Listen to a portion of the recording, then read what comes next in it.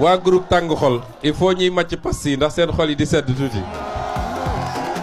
jàpp naa ni bu Abdou Guité waxee ndax mujaddid la waxu ko ci li jëm ci lépp luy yeesalaat diine gi muy ci wàllu ibaadaat wala muamalat wala fiqh wala alquran wala yeneen ak leneen waxu ko ci foofu waaye buñ ko delloowee ci langue arabe kese mujaddid mooy ñu fekkoon ci société loo xam ne li fa baaxoon wala li fa waroon baax suul nañ ko ñoom ñu andi beneen façon bu bokkul ak boobu mbir mi dañuy maas nuun gi d'abord damay wax ni waa Pastef yëpp ay mujaddiduun ngeen yéen ñëpp nag nee nañu transhumant fii transhumant amu fi ndax fii dafa amul luñ fiy séddoo ba nit naan maa ngi transhumé loolu amu fi muy benn lii ñuy def nii est-ce que amoon na ci politique Sénégal daan nañu dajale nit ñi ñëpp ne tej toog di waxtaane réew mi ci koom-koom paj mi ci leneen ak leneen déedéet dañ daan dajale nit ñi jox leen ay t-shirt ñu ñëw tëgg ku nekk yor sa pancarte ne maa ngi supporté diw ñu paree ku ne ñu jox la 2500 wala 5000 nga dem sa yoon kon yéen waa Pastef ñun waa Pastef bu leen am benn complexe ni da ngeen révolutionner la politique au Sénégal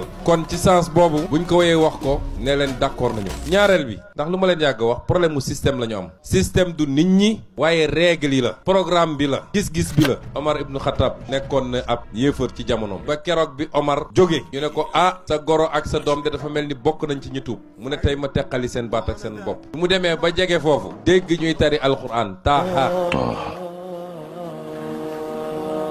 ma anzalna alayka alqur'ana litashqa dafa jékki-jékki rek yooxu daanu xam foofu ci la tuubee nekk jullit daa di accepter les règles ne règles yi ma ne woon baaxul jël naa règles yu bees yi la révolution est en marche politique nekkat jaamu yàlla politique nekkat njëriñ askan wi loolu gisuma lu ko mun a yàq ak lu ko mun a arrêté ñun nag dawuñu ci gannaaw kenn man mii demuma seeti kenn ne ko ñëwal amut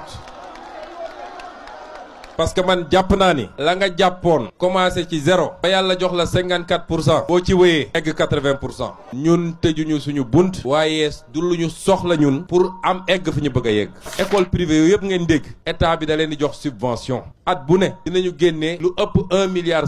jox ko école yooyu muy privé catholique muy privé laïque parce que mission de service public la ñu am moo tax amuñu droit ñu naan xale ñëw na ci école moo xam ku dem ci franco arabe takk croix am dafa am droit dugg jàng français bu dee arabe bi intéressé ko bu wàcc jotee mu ñibbi ku def kolam école boo dugg ci Sénégal da nga war a dem jàngi loolu nag du lu ñuy négocier dañ ko def au nom de la responsabilité de l'État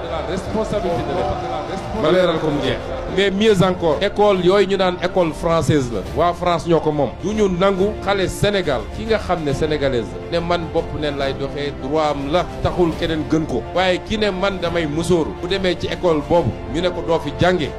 na ñëw nañu école France bi nee nañ duma fi dugg duma jàng ñu xool ndax du fa dugg parce que duñ ñu yab nag seen réew dellu si ñëw yab ñu suñu réew loolu duñ ko nangu lii ñu def nii études yi rek waroon na jël 2 ans ci 6 mois 7 mois ñu def ko ba signer contrat bi est-ce que di ngeen d'accord ay lobby yi naan leen transparence ak léegi li ñu toogaat ay 2 ans 3 ans 4 ans bu leer ni d'ici 2035 ndox du ñëw fii ñu ngi gërëm sëñ Muntaxa man mii dem naa gis ko waxtaan ak moom wax ko li ñu fas yéene def lim ñu wax mooy moom ci boppam ab géntam bu mu géntoon moom la ñu fas yéene réaliser nii daat ciy def ay ñaan te dina yegg bu soobee yàlla